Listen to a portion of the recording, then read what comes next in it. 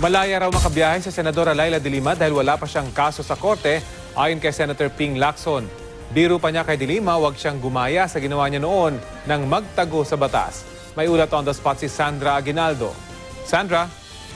Yes, Rafi, inaantabayan natin dito sa Senado ang pagdating ni na Speaker Pantaleon Alvarez at Congressman Reynaldo Umali at Rudy Fariñas para mag-file ng ethics complaint laban kay Senadora Laila De Lima. Ito ay kaugnay doon sa sinabi ng kanyang former driver bodyguard na si Ronnie Dayan na sinabihan umano siya ni De Lima sa pamamagitan ng text na huwag dumalo sa pagdinig ng kamera.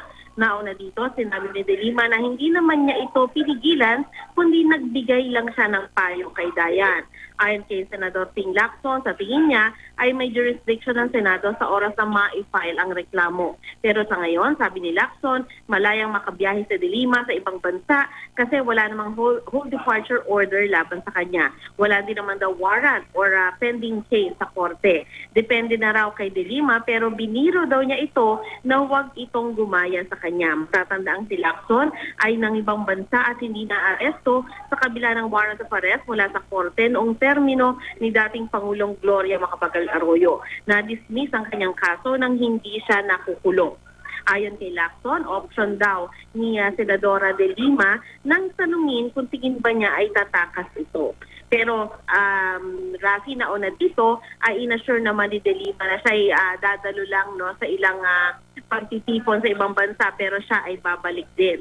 Kaugnay sa extrajudicial killings, sabi naman ni Lacson na so far ay walang evidence na magpapakita na may kinalaman mismo ang Pangulo sa mga nagaganap na EJK sa bansa. Pero nakaka-worry daw na malaking bahagi ng nagaganap na pagpatay ay ginawa di umano ng mga vigilante.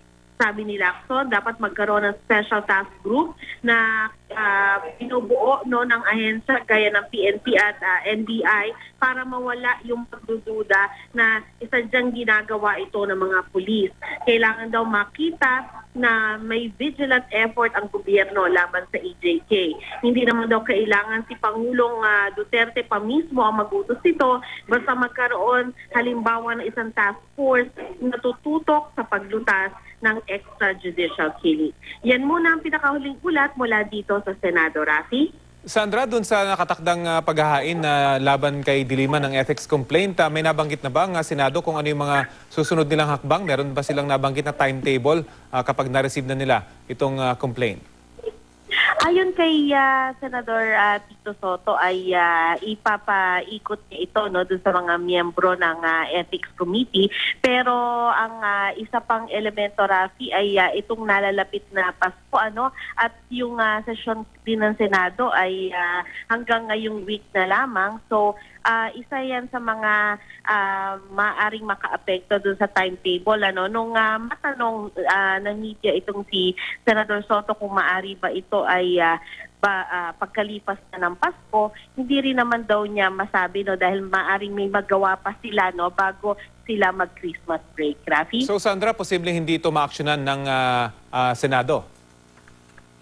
Yes, maaring gumulong yung proseso pero yung aktual na pagdidesisyon nila ay maaaring umabot na pagkatapos ng Christmas break, Rafi.